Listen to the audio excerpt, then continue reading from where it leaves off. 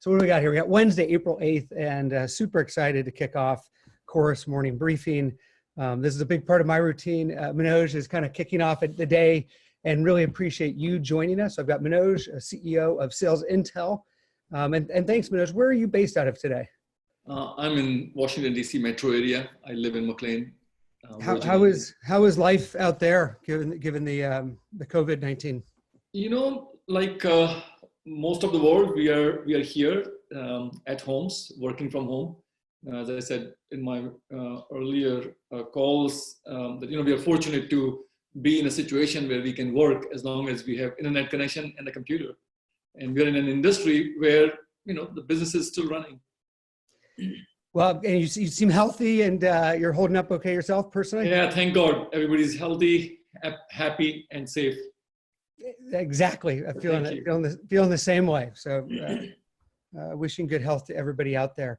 Well, why don't we jump in on the data here, Manoj? So yesterday we kicked off, and before we get into the new insights of today, I wanted to get your feedback on this. But when we looked at the recorded meetings, as we've looked since the beginning of the year, we did see a drop last week. It dropped 11%, which was unique data because it had been holding steady up until this point.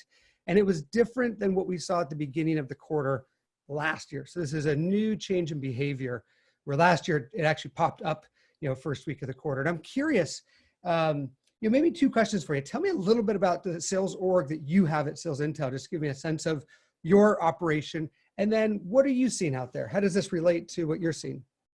Yeah. Thanks, Jim. So first about Sales Intel, look, we are a sales intelligence platform. We provide B2B data to sales and marketing teams. Internally, we have about 9 account executives. They sell, and they are supported by our SDR team, about 15 SDR that are supporting them. So that's our sales organization. And the trends that you're seeing, where the call volumes are going up, but the number of meetings held are going down, I'm actually not surprised, right? If you look at what's going on, I think in the macroeconomic situation that we are in, there are 2 things. One, the buyers are not in the mindset of buying anything new, right? And most of these calls that our SDRs and our AE teams are making, they are going to the first-time caller. They're trying to book the appointment. So in the environment where everybody's scared, everybody's doubtful, unsure about what's going to happen over the next couple of weeks, they're just not in the mindset to buy anything new. So that's one reason. And the second is more of a tactical. If you think about the data that stays in these CRM systems and the sales enablement system or the marketing automation systems, the phone numbers in these systems are landline office phone numbers, right? And our SDRs and AE teams, for the most part, are picking up the phones and calling, and they think that more is better. Right? But guess what? Where are all of us, right? We are not in our offices. We are not picking up those phones. We are on these mobile phones, right? We are at home. So no matter how many calls you make to my office line, I'm not going to pick up. So I think that's the change.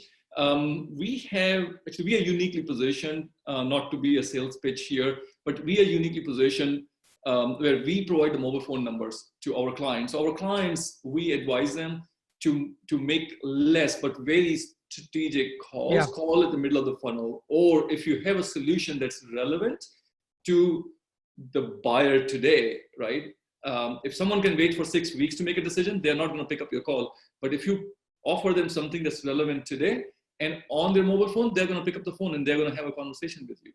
I think that's exactly right. We were talking about that, Manoj, how we saw the 42% drop in calls. This was a data point that we had shared a week ago. Now we've just re-pulled this data, and the data that we're sharing today is that we are seeing a 14% increase in cold call volume just in the last week, which is fantastic. So we saw the drop. I'm glad to see, after several weeks of dropping, that the cold call volumes back up. We're seeing the connect rates continue to hold steady. So people are willing to talk to folks.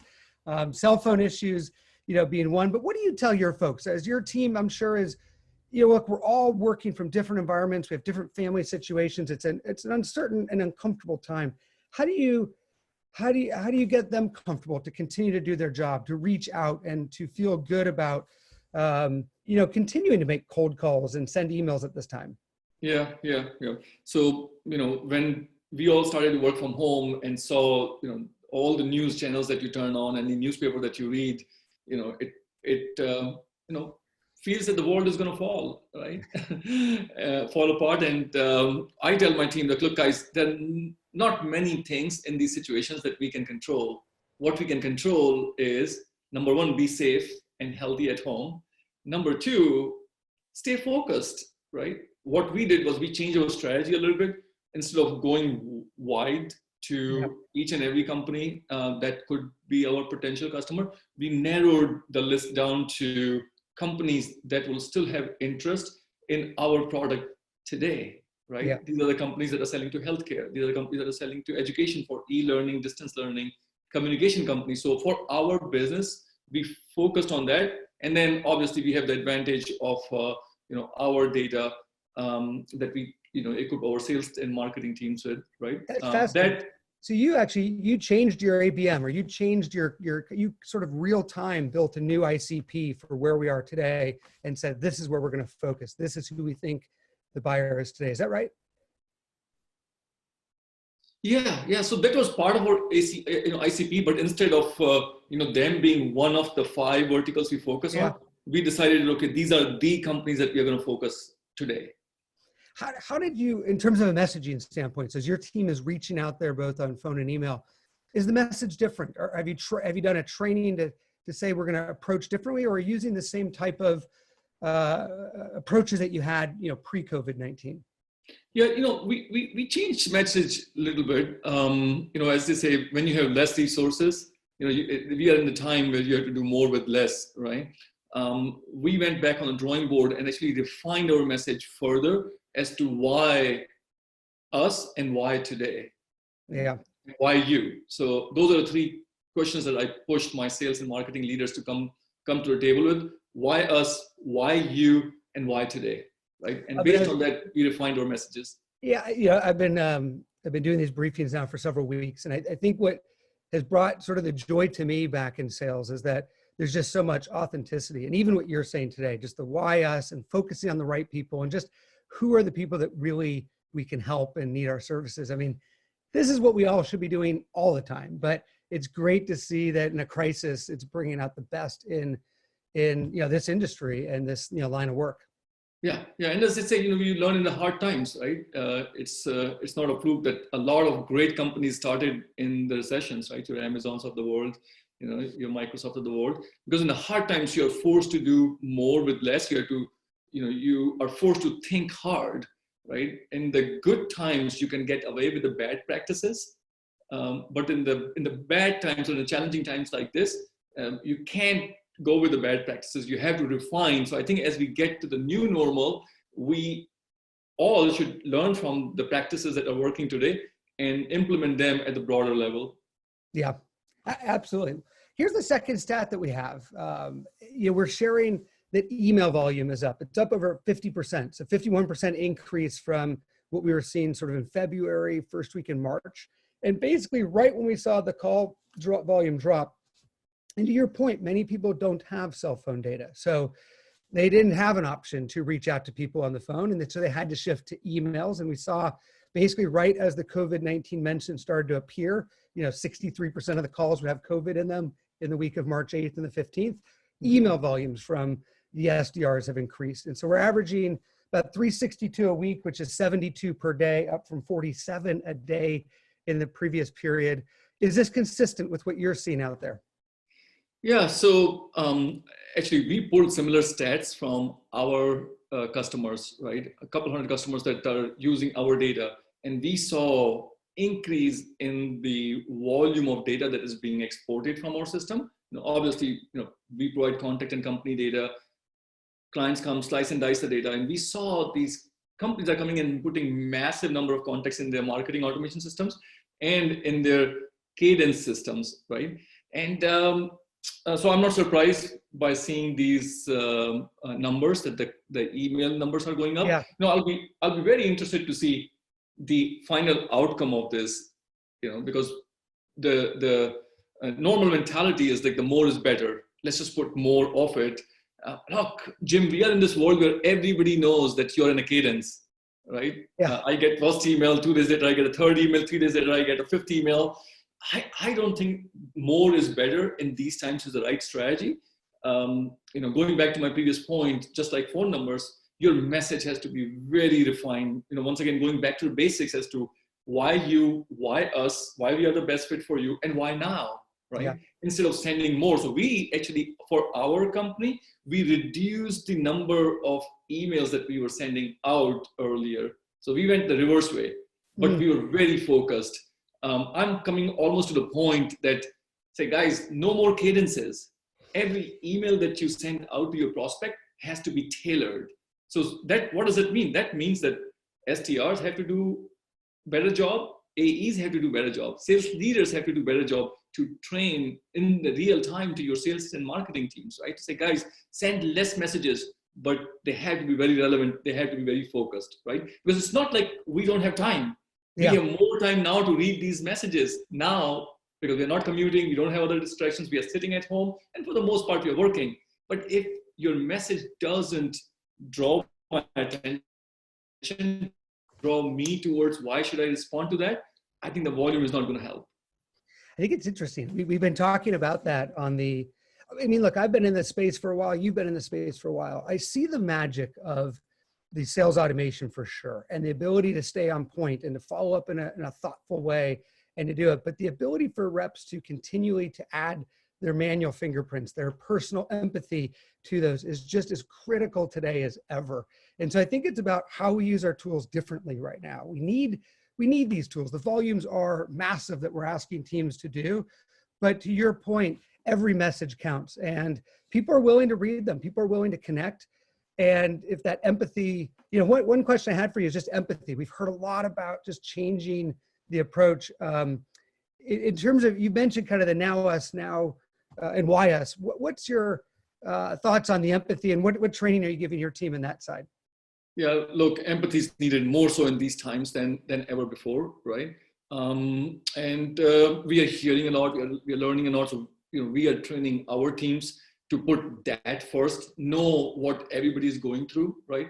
I personally have been pretty active on social media, on LinkedIn, Twitter, about empathy. So I think start with that. Everything, why us, why now, why you, comes later. First start with being empathetic to the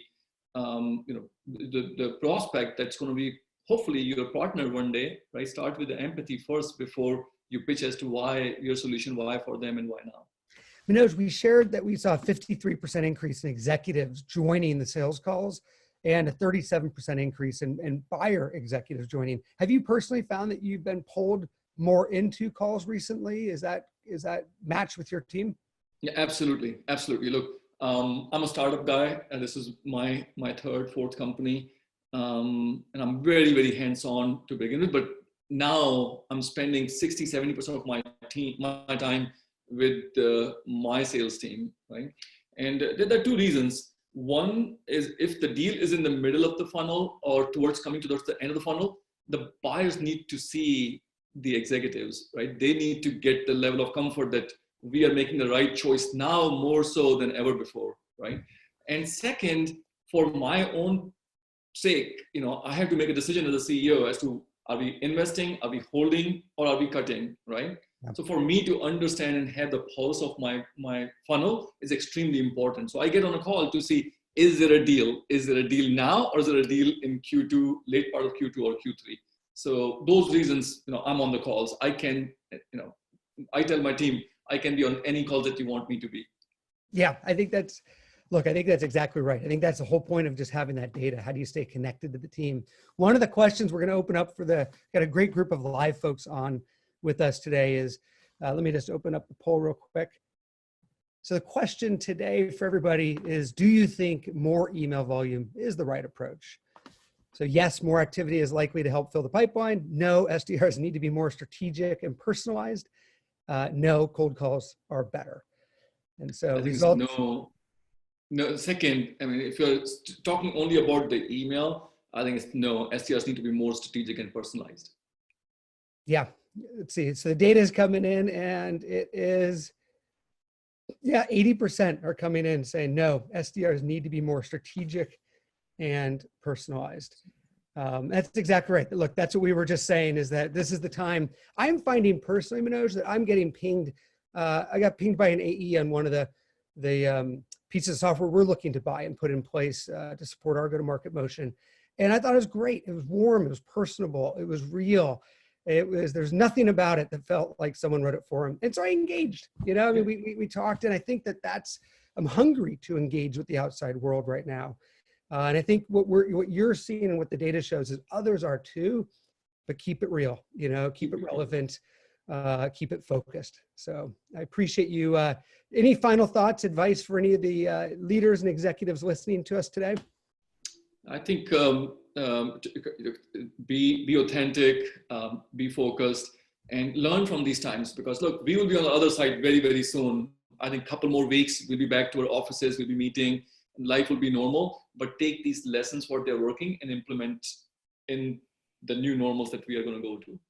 I think it's fantastic. Well, tomorrow I've got Tiago, who's the SVP of Sales and Success at Huddle, joining us. Manoj, I hope you join us tomorrow as well. We're going to be talking about going deeper on executive involvement in the buying and selling conversations, how we get our teams prepared for that. So it should be great. But I want to say thank you for taking the time to kick off the day for us on the West Coast, for you midday, and just wish you a great week and good health. Great. Thanks. You too, Jim. Okay. Cheers. It was an honor. Thanks, man. Thank you. You too.